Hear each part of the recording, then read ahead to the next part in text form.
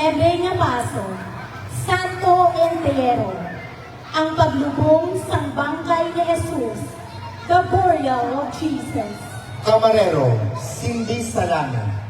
Amo ini ang mayor nga paso sang Biyernes Santo, ang paso sa namatay kag igalubong nga Kristo.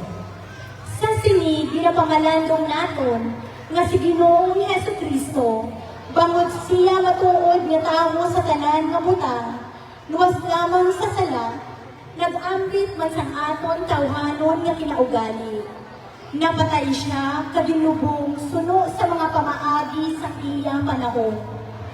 Tanawon naton, kagilalahon diri sa bangkay ni Jesus, hindi ang isa ka manluluwas nga patay, kundi ang isa ka manluluwas nga nagpaubos, kag nag-ambit sang aton tawhanon nga kabuhi. Agud makita kag matuuhan naton ang dalan. Kamatuoran kag kabuhi nga iyagintanyan sa aton. Hangkon naton nga suno sa kabubuton sang Dios nga Amay, ang kamatayon ni Kristo, hindi pagbulagon sa iya pagkabanhaw. Ang iya kamatayon kag pagkabanhaw, amo ang pinakamatuod kag pinasahi nga pamaagi sa pagpatawad kag sa pagluwas sa aton. Ang Ginoo mismo nagsiling, ang isa ka binhi sa humay, hindi magdamo kung hindi ini pag-ipanggas sa duta kag mapatay. Kung mapatay ini, magapamunga ini sang madamo. Sa paglubong kay Kristo, ilubong man naton ang aton malain nga panimuod kag pagkinawi. Agud tungkod sa pagkabanhaw, magabagon man kita, subong ginbag-o kag gipabaskog ng mga anak sang Dios. Mahilway sa kamatayon, kag sa pagkaulipon sa sala, kag nagakalipay sa kabuhi sang grasya. Ang ika-29 nga paso, Santo Entierro.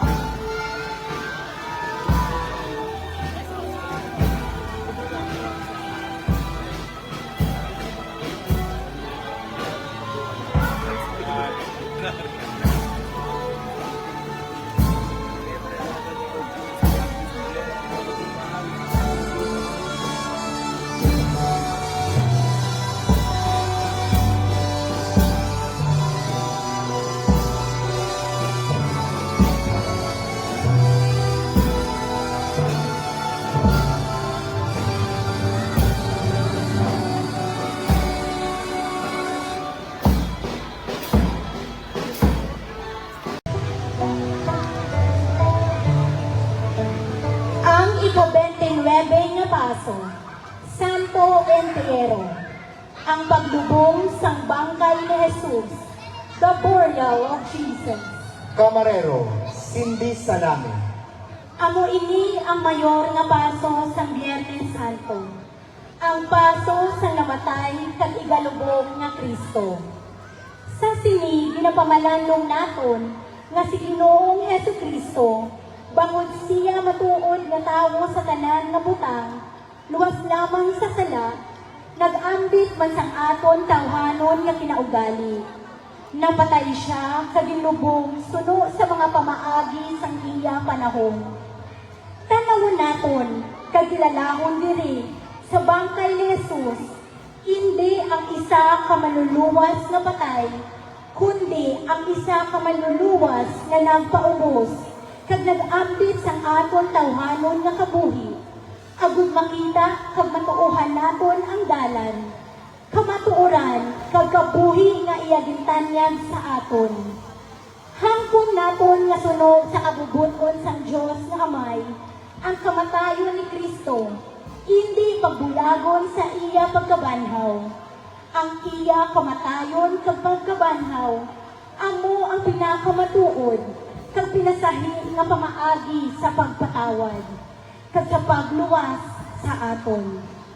Ang Ginoo mismo nagsiling, ang isa ka binhi sang humay, hindi mag damo kung hindi ini pag-ipangga sa duta kag mapatay.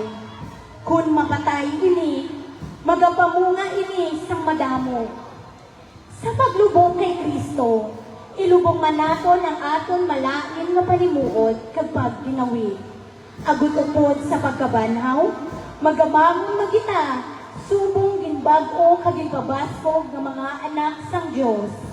Mahilway sa kamatayon, kag sa pagkaulipon sa sala, kag nagakalipay sa kabuhi sang grasya.